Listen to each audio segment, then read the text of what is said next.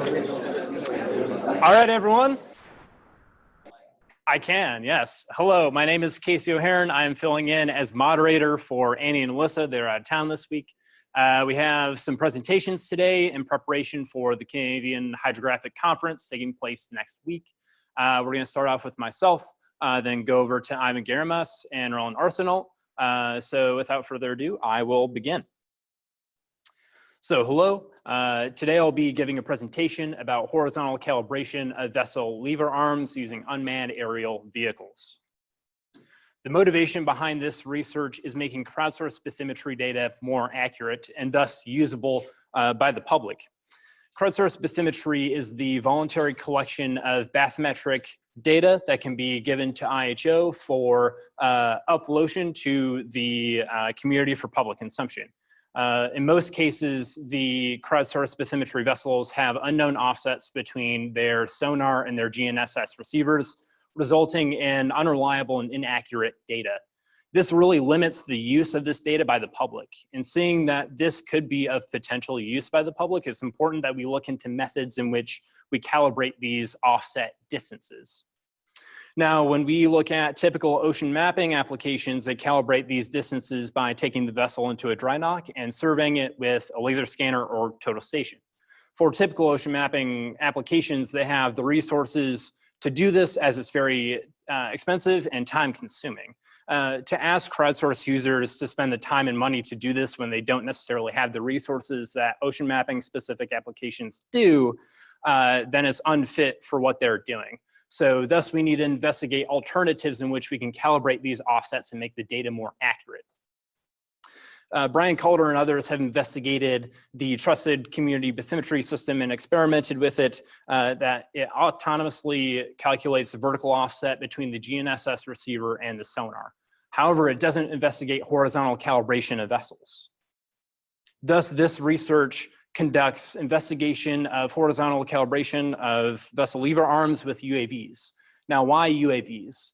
UAVs offer a significant cost and time trade-off to the aforementioned survey methods, making it a logical method for us to investigate. So we did it in two different subsections. We investigated both photogrammetry and LiDAR. We utilized a consumer-grade photogrammetry drone that you can see in the middle image, a DJI Phantom 4 Pro. And we also used an industrial-grade DJI Matrix C600 Pro equipped with the Regal Minivux LiDAR system that you can see on the right. Now, using these methods, we surveyed a vessel while it was docked. Now, this is an unusual characteristic for a survey, as the vessel is slightly moving. It's not totally fixed. So we wanted to fully assess the accuracies and uncertainties that could be introduced into such a survey. And we also wanted to craft a set of standard operating procedures, SOPs, for anyone in the future that wanted to do a survey such as this. They could just follow our guidelines. The vessel that we chose for this experiment is the UNH CCOM-JHC's Gulf Surveyor that you can see on the image on the left. The Gulf Surveyor had a ground truth laser scan survey that was performed in a dry dock in 2016. It established the ship's reference frame, SRF, and surveyed in monuments with known SRF coordinates. That meant that any survey that we did with our UAVs, we could compare our measurements on the vessel to that of the ground truth to estimate our errors of the observed models. Another part of the investigation was we wanted to see how accurate we could get our models using georeferencing and non-georeferencing. So we established a georeferencing control network at the UNH pier in Newcastle, New Hampshire that you can see in the far left image. The ground control points are indicated by the red rectangles. And we should note that the vessel you can see is not inside the ground control network. Ideally, you would have your ground control points surrounding the vessel, but given the layout and structure of the pier, that was not possible for this experiment. In addition to the georeferencing network, we had the vessel network that we can see on the right. The purple rectangles represent the visible monuments on board that have known SRF coordinates that we could see from the aircraft.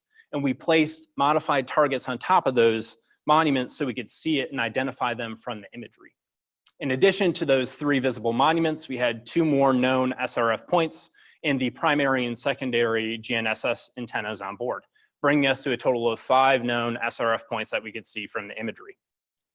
And that was utilized as our primary form of error estimation for our observed models. We also established 12 target unmodified points on the vessel, and we measured from center to center with fiberglass reel tape. And that's what we use as a secondary form of error estimation. For processing, we reached end deliverables for the photogrammetry data of orthomosaics that you can see on the left, and for the LiDAR data, colorized point clouds that you can see on the right. Now, the purple polylines represent measurements between our primary forms of error estimation, the monuments, and the green polylines represent those Euclidean distances between the checkpoints that we establish on the vessel. So we directly compared those Euclidean measurements that we took on the vessel to the ground truth counterparts. What we did was we took the differences, took the average differences of the data sets that you can see in the dots in this figure, and we also took the true standard deviations that are represented by the lengths of the error bars. Each block of data that you see here represents a day that we did experimentation. We had 5 total days of UAV experimentation, and within those days, we had different flight patterns and different flying heights, and we processed with and without ground control. We flew patterns with the photogrammetry, 3D grids with nadir camera orientation. In addition to that, we had supplementary data where we flew with oblique orientation, circular orbits around the vessel, and each individual error bar represents the individual processing technique and data that we used. So the blue represents the structure for motion without ground control. The purple represents the structure for motion with ground control, and the orange represents the lone LiDAR data set. And there's some main takeaways that we can get from this diagram. And the first being that the structure for motion, non-ground control seen in the blue, results in decimeter level error estimates, and sometimes centimeter level error estimates, but it's not on a consistent basis. However, when we look at the purple error bars, which represent the structure for motion with ground control, we're achieving consistently centimeter level error estimates. And similarly, for the lone LiDAR data set, we also achieve a centimeter level error estimate.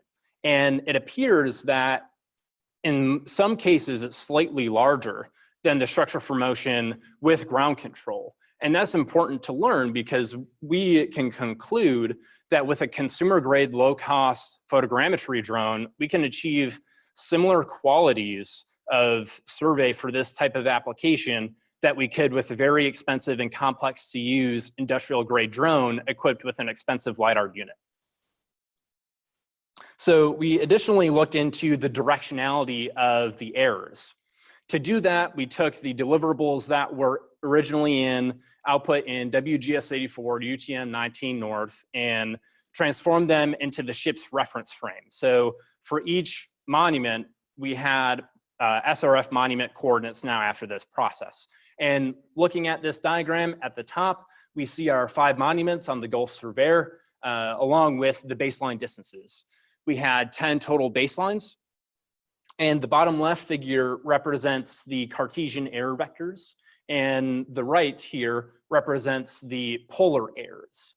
This data set was processed with ground control. So we can see by looking at the polar plot on the bottom right that we're seeing a directional bias of these errors towards the starboard side of the pier. Why is that happening? If you recall from the previous images, the pier was located to the starboard side of the vessel, which coincidentally was where our ground control network resided. Now, if our ground control network was surrounding the vessel, the directionality of these errors would be more spread out and we more than likely would not see these biases. To further investigate the sources of these errors, we looked into the vessel motion. Now we can see on the image on the left, this is an orthomosaic that was produced from photographs taken while the vessel was tied down loosely. We can see that there's a lot of blurry distortion and it's really difficult to pick out. We can see some of the targets that we laid. It's really hard to pinpoint where the center of those targets are. So you're introducing more user error into those measurements. You're not as confident. However, when we look at the image on the right, that was produced from photographs that were taken when the vessel was tied down tight. So we can see that it's a clear, sharp image. and we can more confidently identify where the centers of those points are on those targets. So we're getting higher quality potential measurements on this model. So why is this phenomenon happening? We took a closer look at the IMU attitude data that we were recording on the vessel while the UAV was conducting its survey. So on the left, we have the roll pitch heading time series.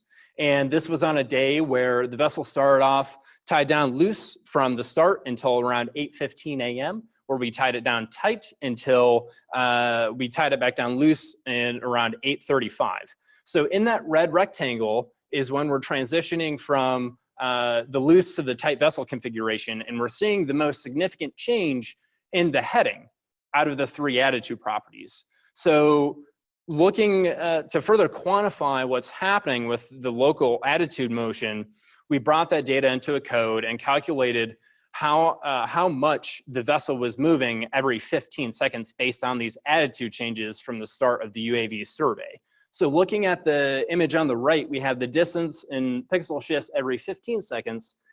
We can see that commonly when the vessel is tied down loosely before 8:15, we're having common distance shifts between 5 and 20 centimeters. And when we're in the red rectangle looking when the vessel is tied down tight, those distance shifts are held around and under 7 centimeters. So we can confidently say that when we have our vessel tied down tight, we're going to result in more than likely the sharp, clear orthomosaics, and we're probably going to get higher quality measurements than what we would have with loose vessel configurations. And that is one of the many lessons that we learned in this Pathfinder experiment, and it was very crucial to crafting our standard operating procedures. So now we can recommend that you try to tie down your vessel as tight as possible to achieve centimeter level accuracies for structure for motion photogrammetry with ground control. And at this moment, I'd like to take the time to thank NOAA and CCOM-JHC for funding this research. Thank you.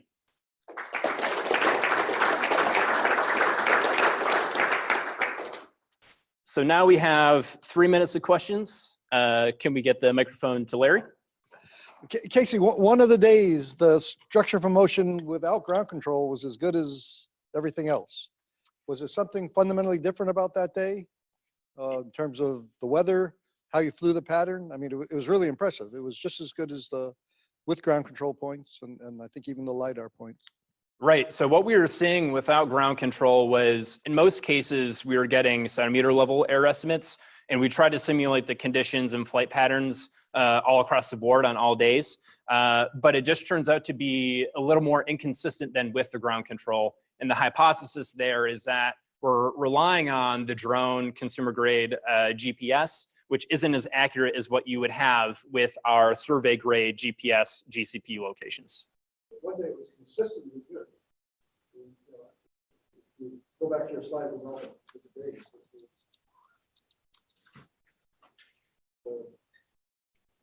The middle laser, the second one. Which one are you pointing to? The second one.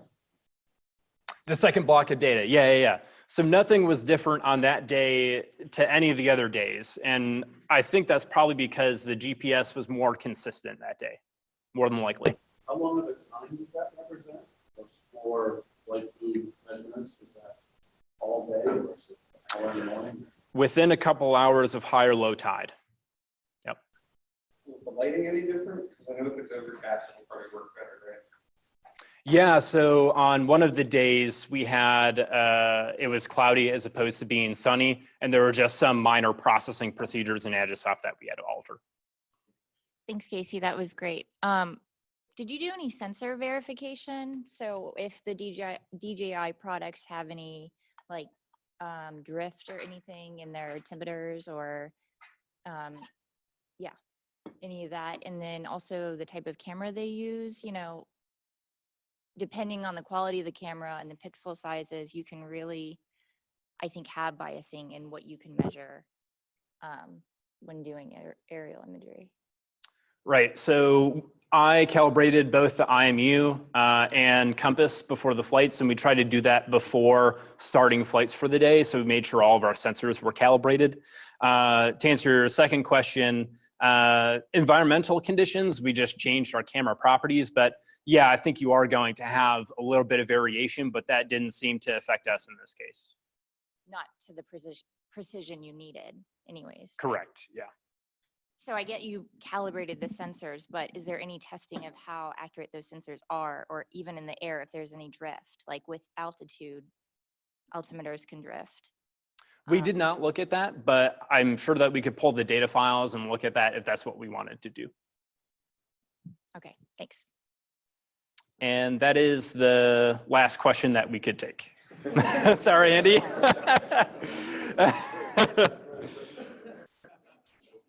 I'm also available to talk offline if you want to do that. And now I'll pass it over to Ivan.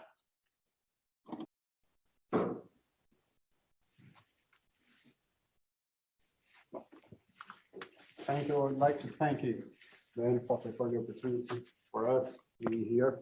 So I'm going to talk about the calibration of multi-beam backscatter. So we are all familiarized with the need of the calibration for bathymetry and the precision that we need to find the depth here. But we are not that aware of the need for backscatter calibration and the level that we actually find on the C4.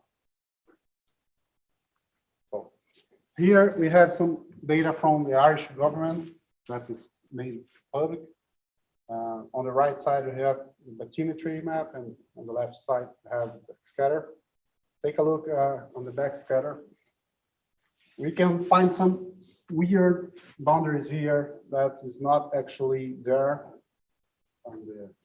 geologically speaking, and that's due to the different level of backscatter from different systems, or even from the same system, just using different parameters or in the different aspect of the years. And that makes that they are not relatable to each other, although they are supposed to be the same C4. And we don't have the scale, we don't have the strength, the level that comes from the C4. So just to mention that we usually see the maps of backscatter in a smooth version. And that's because they are normalized by the grazing angle. So near the nadir, we have, oh, sorry. Okay. So near the nadir, we have a higher and stronger response. That's what we can see here, very brighter. And with lower grazing angles, we have this weaker response. And that can be different from different pulse length that can have just a different boundary that's not actually there. It's just because of different parameters of the echo sounder.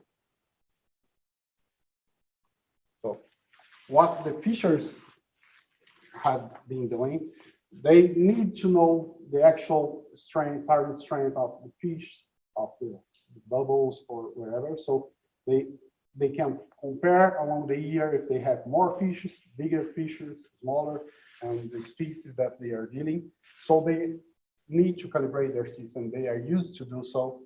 How they do so, they use a sphere that they have the model. And here we can see in the blue line, that's the actual response of the sphere. And the red line is the response that they get from the transceiver. So the difference between them is the calibrated data that they need to account for.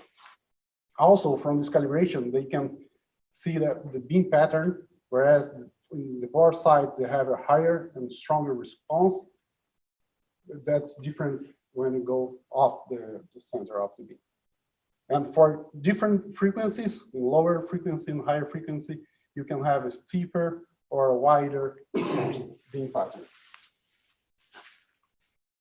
So when we go to the C4, if we're able to rotate a plate with the transducer, we can use that curve here, whereas we have the stronger response near nadir and a weaker response in a lower grazing angle. And that's the absolute response because we have the system calibrated here. If you go with multi-beam system, we have different sectors, we have different response for each sector. And if you compare to the response that's absolutely calibrated, then we have information enough to calibrate our multi-beam system. So just to mention here that if you have some roll or some movement on the ship, we can mix the layers of the boundaries of each sector because of their different beam patterns for the multi-beam. And we want to take that corrected because of the grazing angle. So the approach that have been taken place in here, Murik in 1954 used a transducer and he rotated it. So he was able to make this plot for grazing angle and backscatter strength. In the 3D domain, the 3D plot, it would be just one frequency because he was using a CW pulse. So Weber and Ward in 2015, they made use of the FM pulse, or chirp pulse, using a wide range of frequency varying from 160 kilohertz up to 260 kilohertz. They were using the ES200, so they were able to achieve some frequencies here. However, they were pointing just at 45 degrees.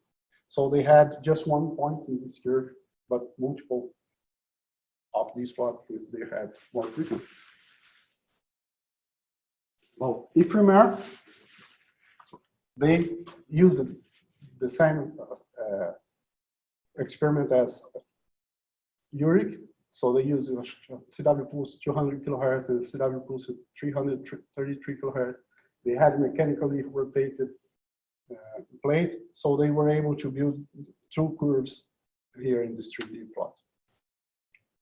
If you take a look in this 2D plot, the grazing angle versus backscatter, they have in the green line is the actual response because they have calibrated, and the black line here is from the multi-beam system. So you can see that they are different, and that's how they need to compensate for the multi-beam system. So the Brazilian Navy, the Canadian, NOAA, Oceano, we all have systems similar. We all have EM24E, EM710, and some variants of these models. So they range from the frequency for about 45 kilohertz up to 400 kilohertz, and we want to make this overlapping. So the equipment that we want to use in the EK, the single beams, are ES70, ES120, ES200, ES333. So they overlap in frequency. There is actually a gap here between the ES200 and ES333. For now, we just need to deal with it. But for all the other frequencies, we are able to make, if you make use of the FM tools, we are able to overlap this. So we want also to rotate the plate. So we put some ropes on it, and we are able to rotate it underwater. And then we can achieve all the grazing angles as well. So we went to Canada, to the west coast of Canada, and we selected 5 areas that seem to be homogeneous in some point, that we could rotate and achieve have the same seafloor, and so find the same type of seafloor. Remember that we want to rotate up to 8 degrees, so we have 10 times the depth. So we want to have an area that's about near here, let's say 45 meters, 450 meters wide of the same type of seafloor. So with that data collected, we want to go through this data workflow, going through the 7 steps. First, we take the attitude of the MRU. From the motion sensor, we can have the pitch rope that gives us the attitude So the grazing angle, I'm going to explain a little bit more about this. Since we are talking about chirp, FM pulse, we need to match filter that with the transmitted signal and the received signal. So the convolution of that gives us the match filtered signal. Also, the DK systems make use of 4 sectors, and when we compare two pairs of sectors, we can have the cross-track angle, so the phase sweep is very visible here, and we can make use of these, and I'm going to explain a little bit about it. So here for the back-bottom detection, when we are near nadir, in plot A, we have a very narrow and strong echo response, but we don't have a phase crossing. We don't have zero crossing here. So it's just an amplitude detection here. Whereas in B and C, we can have this zero crossing, and in C is very visible here.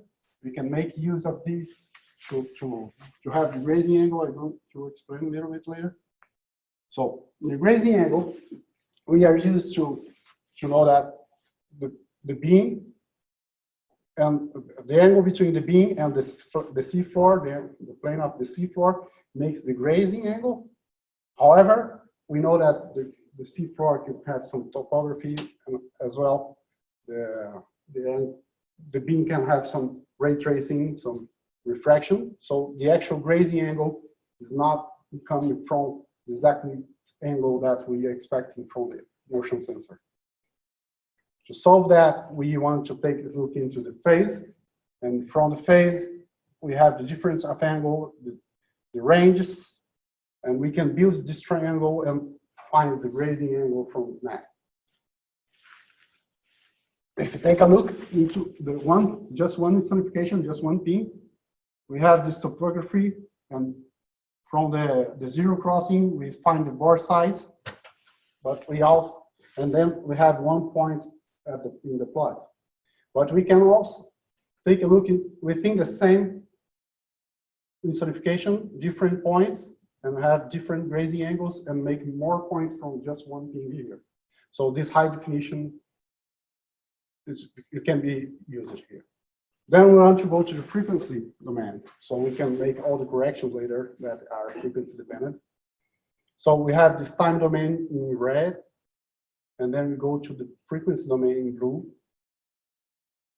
And we take just one piece of the signal, and through the FFT, the fast Fourier transform, to go to the frequency domain.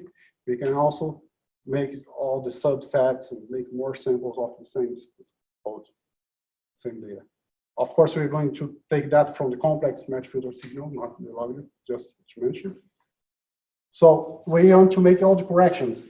Remember that we had the beam pattern and the calibration from the sphere, and they are frequency dependent. So when we correct, before we correct the response of the FFTs have this curve. After we correct for the beam pattern, they are kind of flattened. And the calibration that we had from the sphere as well, before the correction, the uncorrected version has this curve, and after we calibrate, it kind of flatten as well. The absorption that has a higher absorption in the higher frequency, lower absorption in lower frequency, we want to compensate that as well. The area we need to compensate for near nadir and in a lower grazing angle that dependent on the pulse length. And as a result, this is the model. So from the model, we can see that this is the uncorrected target strength. So that's the response that we get if you don't correct anything. You have these steps, these weird shapes, they don't match. They were supposed to overlap, but they don't. Well, after we make all the corrections, this is the response that we get. So it's flattened here. We can see some shapes increasing near nadir. It depends on the type of seafloor. In this case, it's mud sand. If you have 5 different areas that I had before, we can see here, H-joint mud. I have very low response comparing to this one that's from Cobbles. So we have some shapes here that we can use and relate to each kind of seafloor. So to summarize what we've been doing, we calibrate these AK sonars with a sphere. Then we use FM tools to get a wide range of frequencies. We rotate the plate to get all the grazing angles. We cross-calibrate with the multi-beam at the same seafloor. We didn't do that yet, but we are able to do so. And after that, we can calibrate other ships and systems. And I'm more than happy to hear from your questions, suggestions, and thoughts if you have time.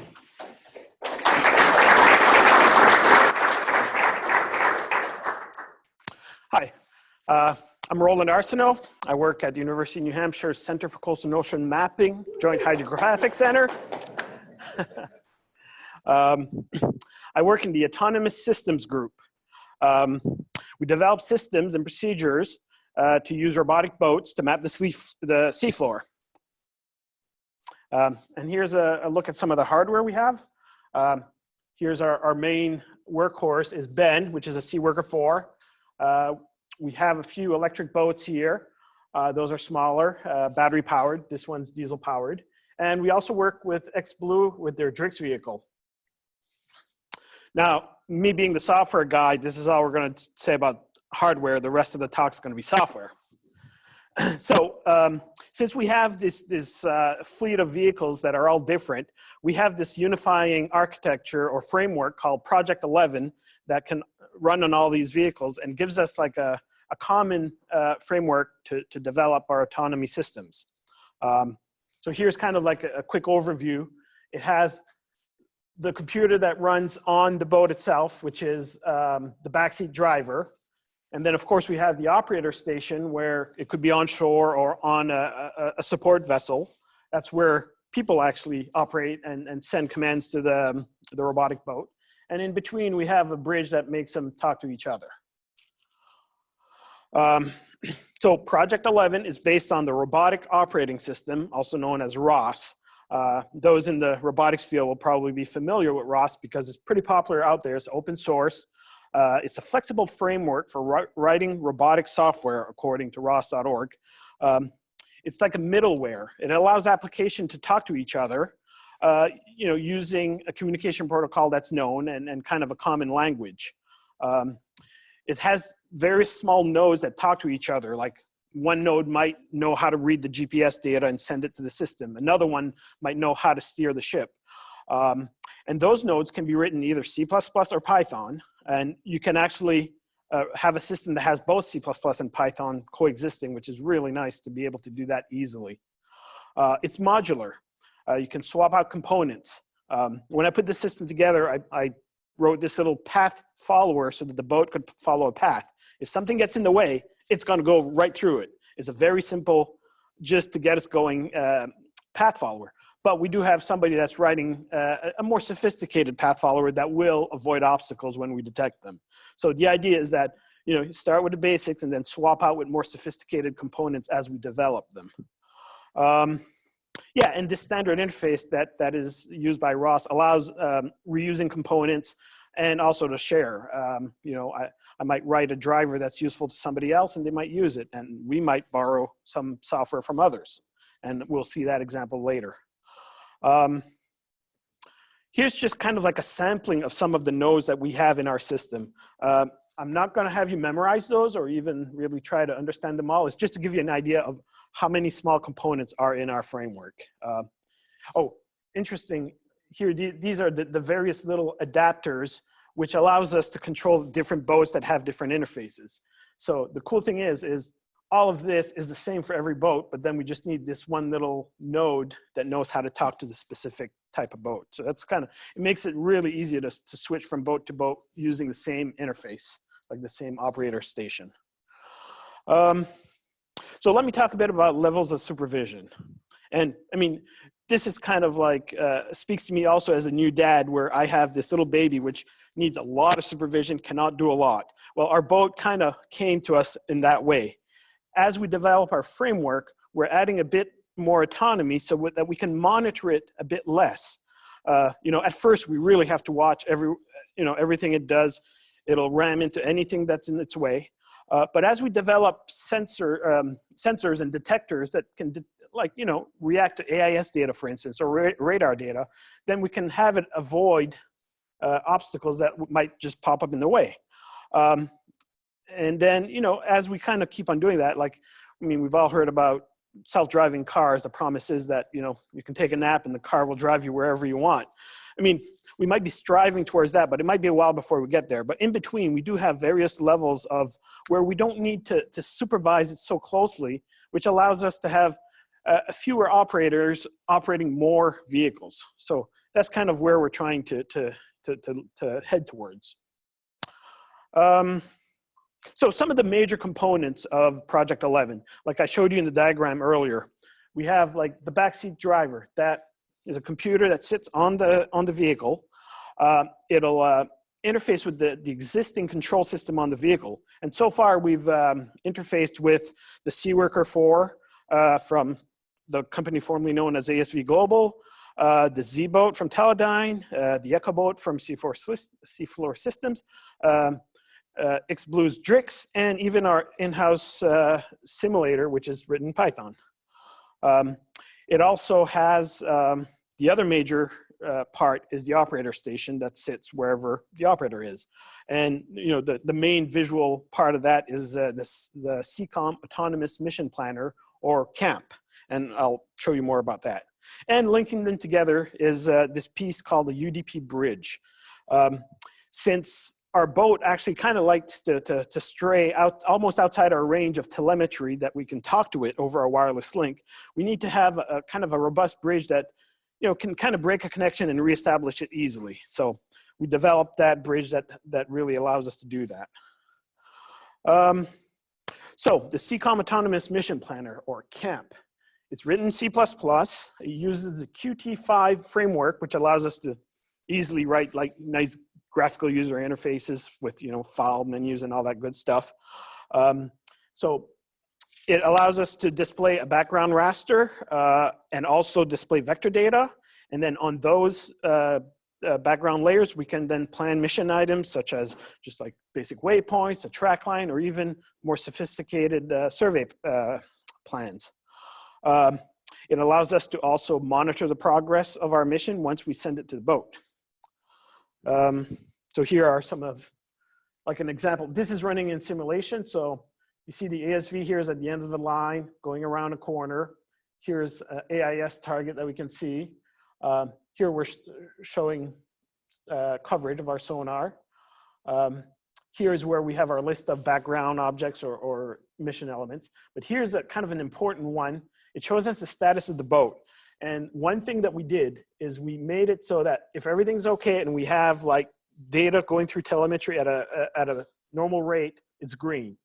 If we start losing packets and data is starting to get delayed, after 2 seconds of not hearing from the boat, this turns yellow. If it gets to 5 seconds that we haven't heard from the boat, this turns red. So it allows us to see right away that, okay, we are reaching the end of our telemetry. Maybe we should turn around and come back closer. So one of the features that we developed is the 3-click survey pattern. It allows us to basically lay out a whole survey pattern with only 3 clicks. We click 1, the first corner, 2, the second corner, and then the third click will give us the heading of our survey of our lines and also the line spacing. And it might be a bit imprecise when you do it with a mouse, but then you can go and tweak those numbers later with text entry.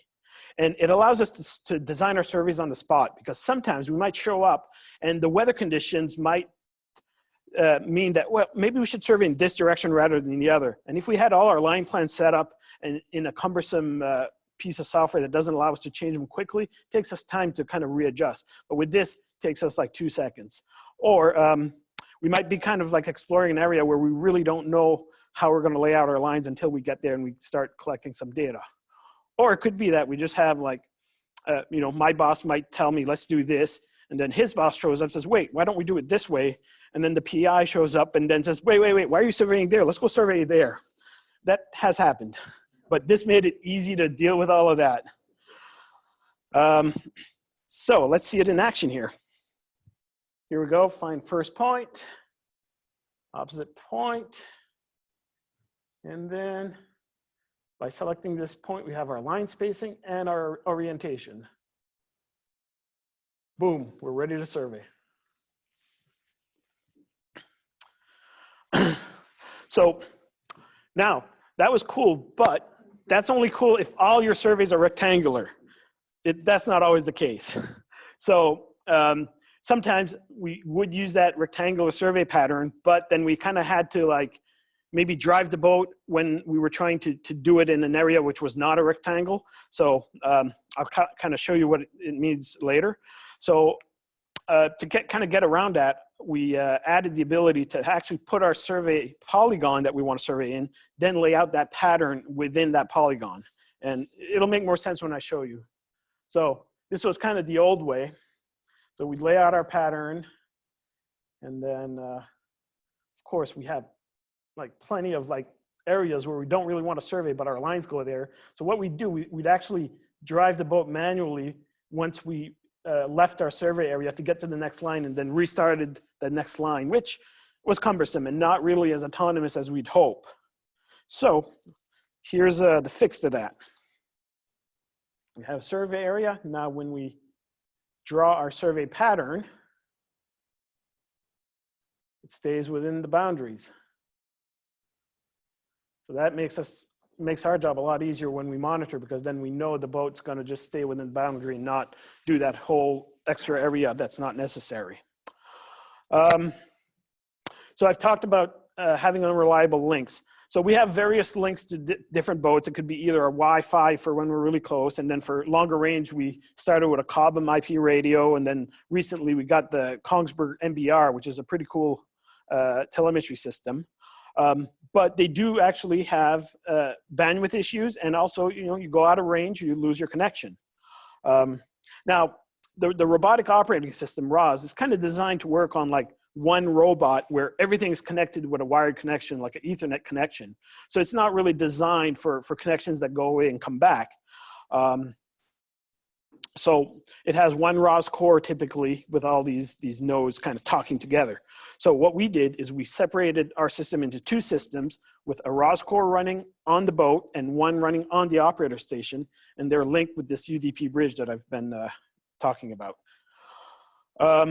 And here's some testing that we did that kind of showed examples of you know, bandwidth going down with distance for, like, this was a Silvus radio.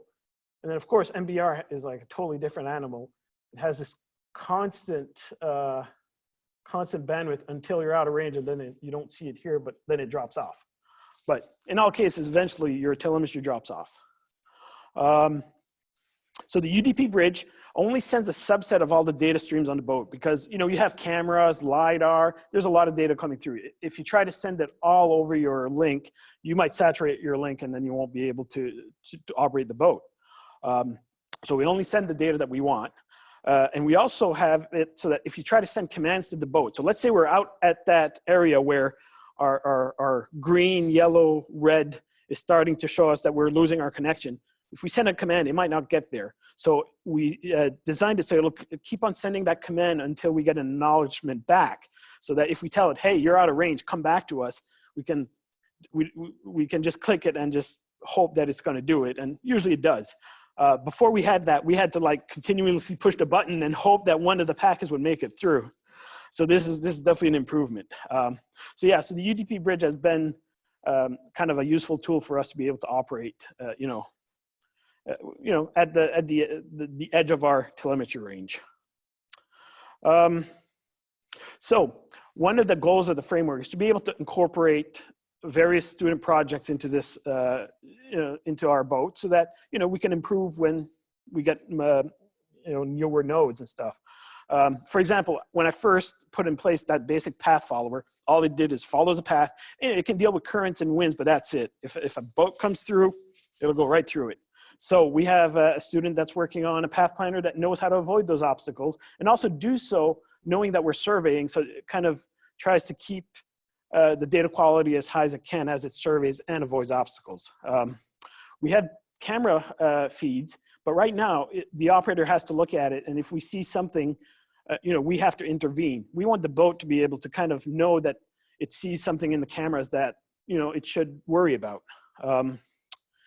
And also, like I showed you those survey patterns, the spacing was always uniform. Well, sometimes if there's a sloping seafloor, you don't want your spacing to be uniform. So we're gonna use some adaptive line planning, and we've got some students have worked on it, and we're integrating into our system. And remote desktop is how traditionally we've been monitoring the sonar. So that uses quite a bit of bandwidth and is kind of sensitive to our telemetry link going out if we have to monitor our sonar using a remote desktop connection. So it'd be nice if we had automated tools to kind of look at our sonar data and tell us, yep, something's a bit wonky here, or actually maybe fix it, or no, everything's good, we can keep on surveying. And also, if a mariner plans a voyage, he or she will look at the chart and plan it around islands and obstacles or such things. If we give it a track line to the ASV that goes from point A to point B, it'll do straight line through the beach, through whatever. So it'd be nice if the ASV could actually look at the chart too and figure out a path that makes sense, even before it gets going and starts looking for dynamic obstacles. So those are all capabilities that we can add with student projects. So start with Alex Brown's. He's trying to, like I said, try to avoid dynamic obstacles, while surveying. And here's an example. There's another vessel. This is our survey line. And it's not a good idea to go hit the island. This is unsafe because we're cutting a path. So maybe these are reasonable trajectories. And here's a kind of an early video of his initial work. I'm not quite sure exactly what's going on here, but it looks really pretty. And he tells me that those all these rings are really uncertainty rings ahead of these dynamic vessels. There's a lot of traffic here. This looks like a nightmare place to survey. But it tells me that as we try to predict ahead of time where the vessel is going to be, those rings get bigger and bigger. And he uses that data to try to plan a path that makes sense. Looking out the window and seeing stuff. Coral Moreno looked at using YOLO, which is an existing algorithm to do detection of objects and classify what they are. As you can see, does a pretty good job finding boats, birds, big giant fire hydrants. So there are some issues with YOLO, but to be fair, we didn't train YOLO ourselves with domain-specific data. We used just a generic data set. And here's an example where we had a camera set up on the pier in Newcastle Island in Portsmouth Harbor, and it does find boats, and sometimes it thinks the house is a boat, and that was a person, but really should be a buoy. So the plan is to actually train it with data that's specific to what we do, so that we can tell, like a buoy that marks a lobster pot apart from a bird, because the buoy might want to go around it by a meter or two. A bird, it'll fly out of the way. But if it's another boat, we want to give it a lot more room. So knowing what the objects are is useful. And also knowing that a sailboat and a powerboat are two different things is useful too, because it helps us determine which set of rules of the roads to use to get around those obstacles. And even thinks that Hasser's a boat, so that's a good job. So adaptive line planning. So Damien Manda worked on this where you run a survey line and then you determine your next line based on what your previous line of data was. So this uses real-time data from your sonar to plan your next line once you've done your first line. So he did this before Project 11 was kind of in place. So he did it kind of on his own. So what I've been doing recently is integrate his algorithm into the boat so that we could do that with real-time multibeam data. but I'm also adding it to the mission planner so that we can, if we already know what the water depths are, we can pre-plan using this algorithm to kind of adjust the spacing according to the water depths. So here's an example of it running in camp where we have this survey area, and then here we do first line. It might not show too much wiggle, but there is a little bit. And as we add more lines, there's a bit more wiggle, but it's a pretty uniform bottom here. Here, as we get deeper, you can see that, you know, we can go a bit wider, and then we keep on going, and here we have a survey plan that should be kind of optimized for the water depths here. Here's an example of doing the same thing where we get from deep to shallow. And the results are, you know, line spacings that get closer together. So this is done kind of as a pre-planning stage, but we can, so the idea is to have both pre-planning abilities and also have the boat react to real-time data. Now, speaking of the data coming in, we want to make sure that the quality is good. So Lynette Davis is working on QCing the data automatically on the boat. She can, yeah, you can all read this. This is a nice poster she built. You can all read that, right? Well, maybe not. But it shows what her strategies are going to be as she embarks in this endeavor. So that'll make it so we don't have to our desktop into the system and look at it. If we can have the boat basically tell us, yep, everything looks good. Nope, things are not so good. Then we can react to that so that we don't have to monitor it continuously. Autonomous navigation and nautical charts. Again, the boat should know where charted existing obstacles are. So Sam Reed worked on this. Like an example is if we want to go from Portsmouth Harbor up here down to the Isles of Shoals, here's kind of like starting here. We kind of want to go around here, not there, and stuff like that. So the boat should be able to figure out how to do that. So what he did, he took ENC data and produced this map that shows you where it's safe and not safe based on depth and also based on obstacles. And one innovative thing that's part of this is that instead of just saying, well, let's go into deeper and deeper water and where the water's deepest is the safest, is once you get into deep enough water, then it's just kind of the uniform safetiness, if that's a word. And basically, once you have this kind of map that shows you where it's safe and where it's not, then use the A-star algorithm, which is a well-known algorithm in robotics and computer science to find the path to your destination. So I've just been integrating this in the mission planner recently. And here it is. This is like, all right, we're here. We want to go into this marina here. Like I said, my dumb planner would just try to jump the beach here and jump the causeway, which is not going to work with our ASV. So if we run Sam's algorithm, it finds us a much safer path to do so. Oh yeah, Val wanted me to talk to you guys about how good ROS is. So a few of the benefits of ROS, the robotic operating system, is it already has a bunch of good tools and useful tools for robotics. For example, RViz is like a 3D data visualization tool that will display real-time data from your robot, which is really good for debugging and monitoring. There are already drivers that exist for like the LiDAR, for instance. And it also has this cool transformation engine. We all know if we've tried to debug an installation of a sonar that we have a reference frame for the boat, a reference frame for the IMU, a reference frame for the sonar head, and keeping track of them and all their orientations and frames of reference, you know, is a lot of, you know, can be a pain.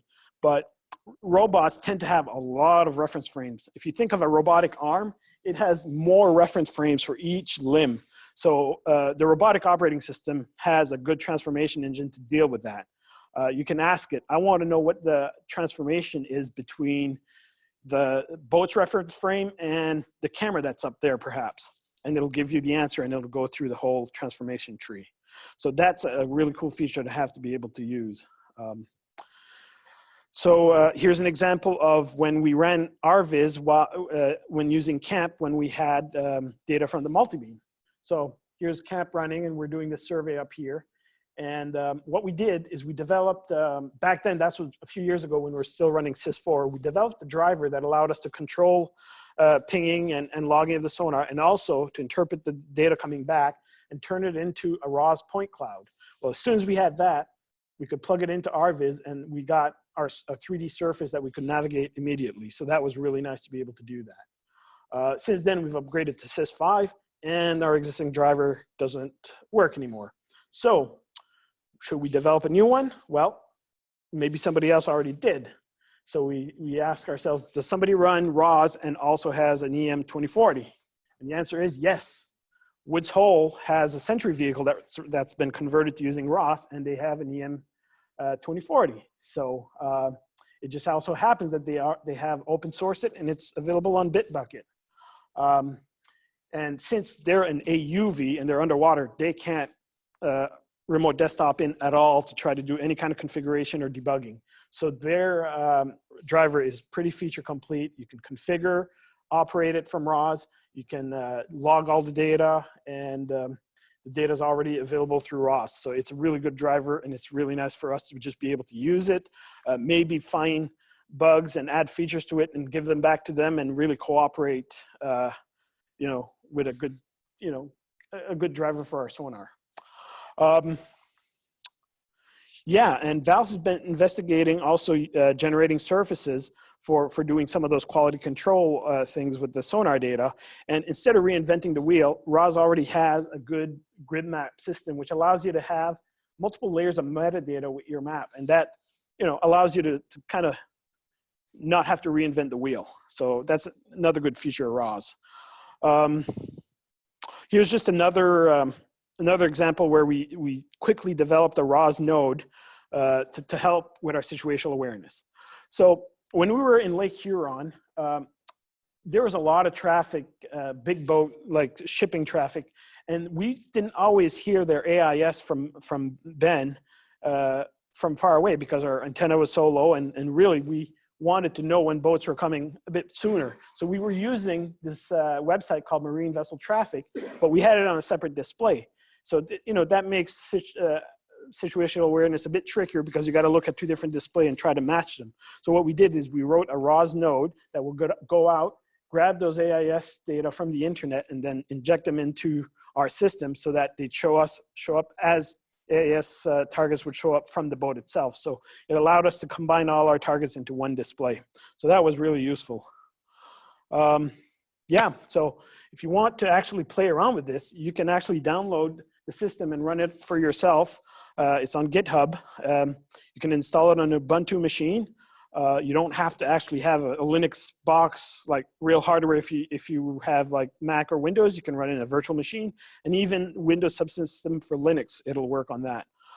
It includes a simulator, so you can hit the ground running and just start playing around with autonomous boat right away. Thank you very much. Merci beaucoup. Any questions?